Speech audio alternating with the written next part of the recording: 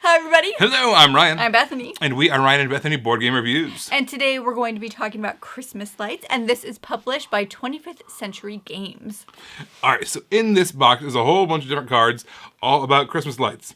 But there's not just one rule set. There's 13 different games in this box. 12 bonus games. So I'm going to give you a quick overview of how to play the kind of Christmas lights itself, the game. But then, there's 12 more that you can play with the same cards, so which is kind of cool. So let me give you a quick overview of how that looks like. Alright, we're getting ready to play Christmas Lights. So this is a game where you actually do not see your own hand of cards. So you are going to have your own cards flipped out to whatever else, and then you can see everyone else's cards, like we can kind of see over there on that pink tray. In this game, we've got a ton of cards. The first batch of cards is all just the different bulbs. Then we have these patterns. There's a ton of different patterns in here. They're all different things that we can try to accomplish. We've also got some presents, which we're going to use in some of the other games. We've got player aids, which is great. We've got characters. In this game, all the characters are used for is kind of basically choosing the first player. But in other games, they're actually used. Then we've got event cards as well, and I'll show you when those are coming to play. So I'm just going to go over Christmas Lights, the game itself. Like I mentioned earlier, there's also a whole book of bonus games. There's 12 additional games in here, which use these various combinations of components in other ways. So we're going to start this game off with 2 of these pattern cards. We're going to choose one of them to go first. And what we're trying to do is we're trying to collect all these cards, play them face down in front of us in this order. At that point, once we finish that, then we need to play one of these, kind of a plug-in card, to, plug in the next strand of lights. Then we have to go through and complete that one in sequence as well. But if you can't see your hand, how are you going to accomplish that? Well, the first thing you can do on your turn, there's 4 phases of the game. They're in sequential order. You don't have to play all of them. You can only do one of them if you want.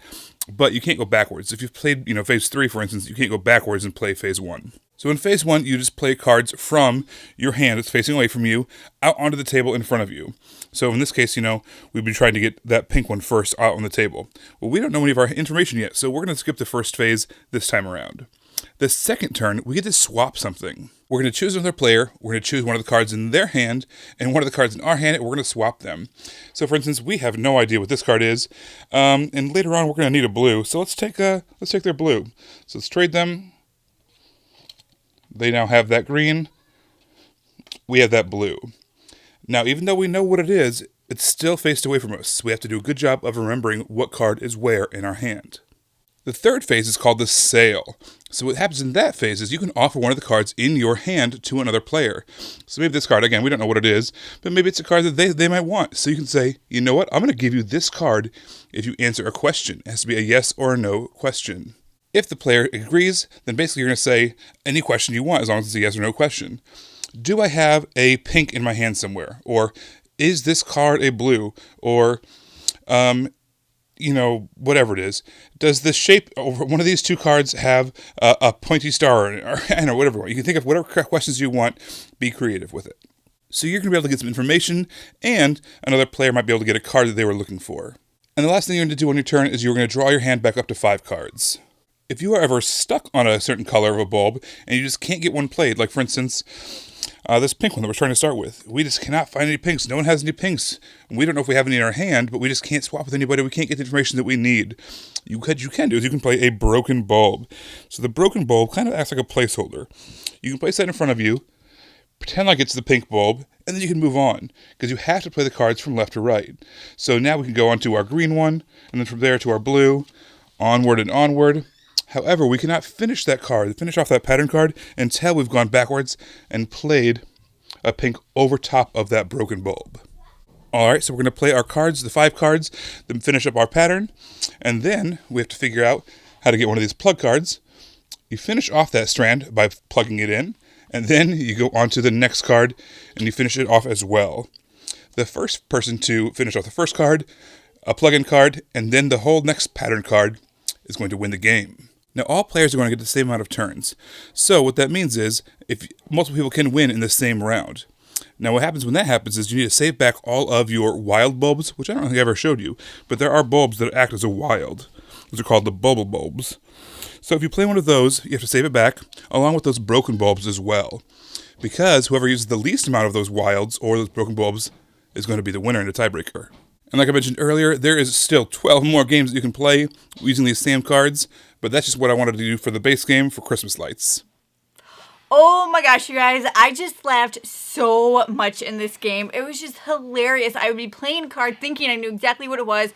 It wasn't what I thought it was, so I had to discard it. There's a lot of times where I didn't know what a card was, and I thought I asked the right question, and then I ended up giving it to Ryan, and I gave him a wild, and then there was so many, like 50% of the time when we'd swap cards, we swapped the same card, but we didn't know that's what we were swapping just all the time. It was hilarious. Yeah, and then the first, minute or so as we were learning this game, it was almost a little bit frustrating. We're just like, you don't have a whole lot of control, right? But it turns out, first of all, you do have more control than you think. And second of all, it's fun and silly that way, too. It's very light and it's very tongue-in-cheek. And so it was a lot of fun, making those different combos and trading, and very silly. We didn't stop laughing, I don't think, the whole time. Yeah, it was just so hilarious and really ridiculous. Yeah. Also, I really love the different light bulbs, right? So they're all different color-coded, but also they have all different shapes and little smiley faces that go along with them. They're super cute and colorblind friendly as well, which is always a plus. And I like that. So we played the game and it was fun. And if it was just that game, this would still be a lot of fun. But it does have other games in it, and some of them are twists on modern card games, but some of them are not. Like we did that racing one. I don't remember what it's called. I don't know. Rudolph Run or something like that. I can't remember. Yeah, but one of the games we had almost like a Ticket to Ride flavor to. Yeah. Which, how do you do that with card games? But they did it. It was interesting. They did it. There was like an Old Maid variant, right? And there was a Go Fish variant in this. But then there were several, original games. Yeah.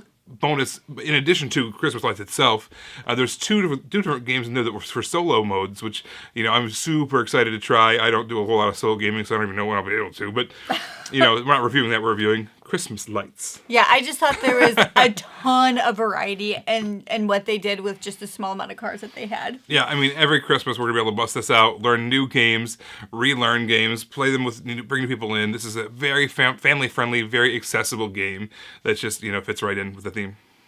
Well, thank you guys so much for watching. We here at Ryan and Bethany Board Game Reviews. All the staff here. All the staff. Yeah, we just wanted to all the staff here at Ryan and Bethany Board Game Reviews wanted to thank you guys. Yeah. No, but seriously though, like Ryan and Bethany and Ryan and Bethany. Ryan, yeah, and then also Bethany and Ryan. Yeah, all of them. They all want to thank you.